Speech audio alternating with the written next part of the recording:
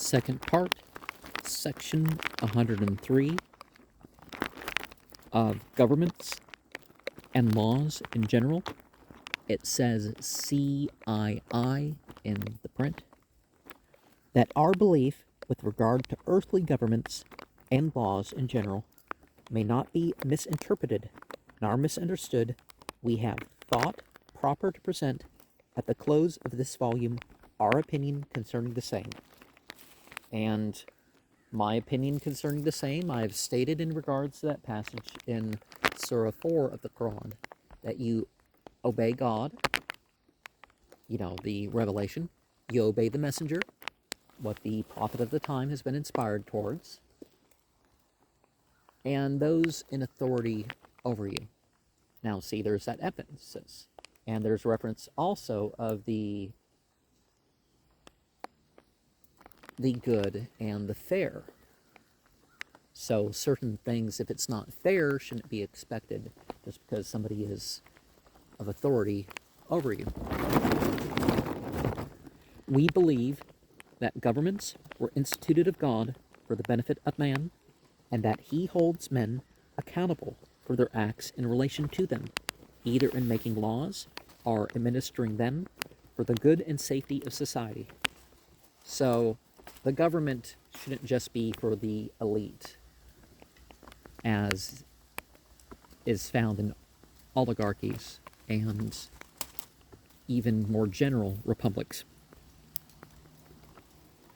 We believe that no government can exist in peace except such laws are framed and held inviolate as will secure each individual the free exercise of conscience, the right and control of property, and the protection of life. Yeah. Self-protection is definitely inviolate. We believe that all governments necessarily require civil officers and magistrates to enforce the laws of the same, and that such as will administer the law in equity and justice should be sought for and upheld by the voice of the people, if a republic, or the will of the sovereign. Well, a democracy is even more so the will of the people, but a constitution might serve better as a control than, just limiting the ability of the people to, set up a government. We believe that religion is instituted of God, and that men are amenable to him, and to him only for the exercise of it, unless their religious opinion prompts them to infringe upon the rights and liberties of others. But we do not believe that human law has a right to interfere in prescribing rules of worship, to bind the consciousnesses of men, nor dictate forms for public or private devotion, that the civil magistrate should restrain crime, but never control conscience, should punish guilt, but never suppress the freedom of the soul. Now, Thailand has blasphemy laws. Almost no Muslim majority country actually has blasphemy laws. We reported this to the West because there's whatever, but the actual blasphemy laws of Islam are, you step away from their company and all that other stuff. There's no, violence as a result of people disbelieving or blaspheming or apostatizing. That's, not part of that vision. So, by the way, and also, the people blaring things and all that other stuff, it's like, yeah, that's upon other people's freedom, whether it's religious or not. There's places where the sermons are so loud you can understand them down the street and all that. Never the freedom of the soul. Yeah. We believe that all men are bound to sustain and uphold the respective governments in which they reside, while protected in their inherent and inalienable rights by the laws of such governments, and that sedition and rebellion are unbecoming every citizen thus protected, and should be punished accordingly, and that all governments have a right to enact such laws as, in their own judgments, are best calculated to secure the public interest, at the same time, however, holding sacred the freedom of conscience. We believe that every man should be honored in his station, rulers and magistrates as such, being placed for the protection of the innocent and the punishment of the guilty, and that to the laws all men owe respect and deference, as without them peace and harmony would be supplanted by anarchy and terror, human laws being instituted for the express purpose of regulating our interests as individuals and nations between man, and divine laws given of heaven, prescribing rules on spiritual concern for faith and worship, both to be answered by man to his maker.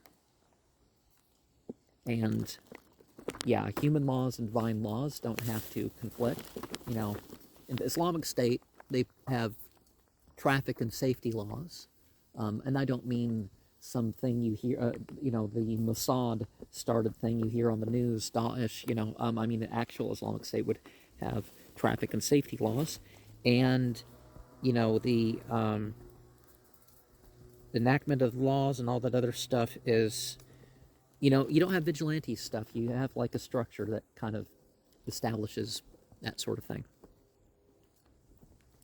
We believe that rulers, states, and governments have a right and are bound to enact laws for the protection of all citizens in the free exercise of their religious belief, but we do not believe that they have a right in justice to deprive citizens of this privilege or proscribe them in their opinions, so long as a regard and reverence is shown to the laws, and such religious opinions do not justify sedition nor conspiracy. Well, you don't have to be respectful. You just have to, not do certain things to interfere, right?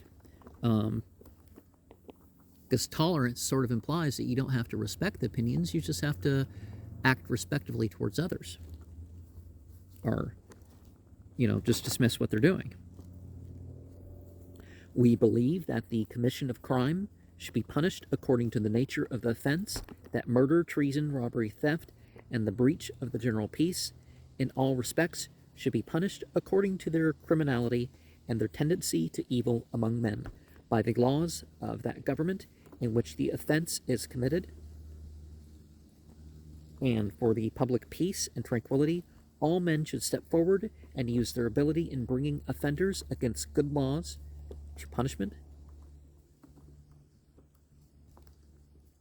We do not believe it just to mingle religious influence with civil government, whereby one religious society is fostered and another prescribed in its spiritual privileges and the individual rights of its members as citizens denied. Okay, that last thing qualifies it, right?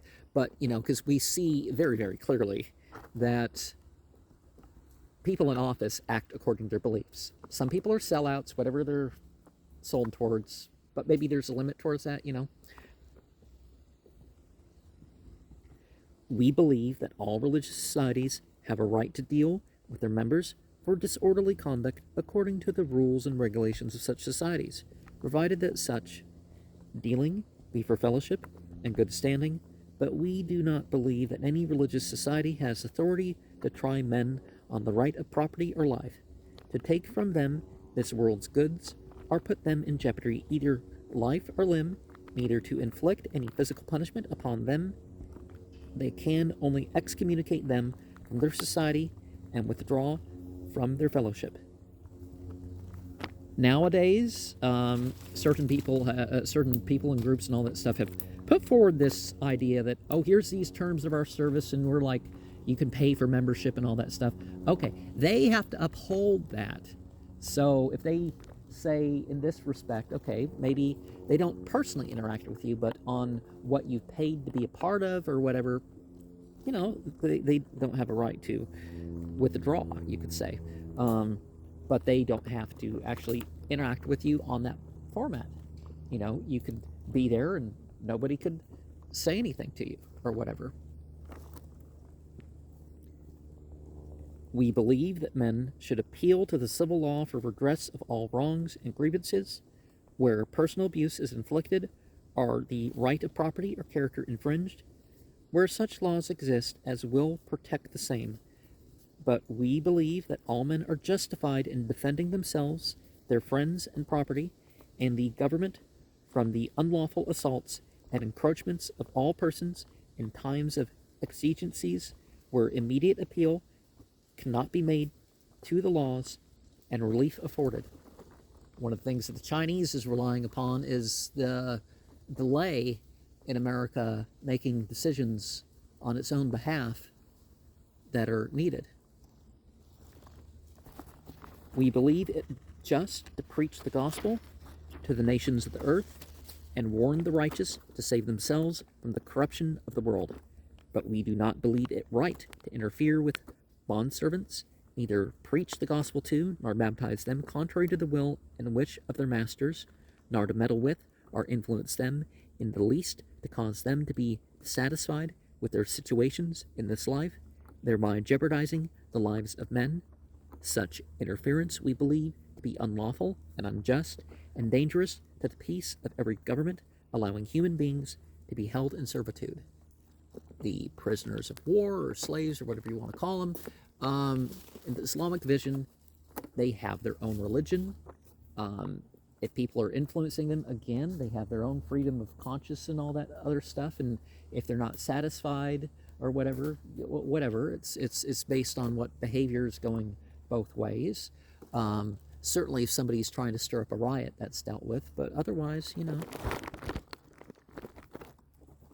And remember what Brigham Young said in one of the general conferences that I can't repeat because of the racial language, but basically they were stealing the black people, these abolitionists, that was the idea. So, yeah. And states' rights, definitely states, different levels of society, there's rights along the way. I would agree with that part, but I wouldn't say you have to go full on.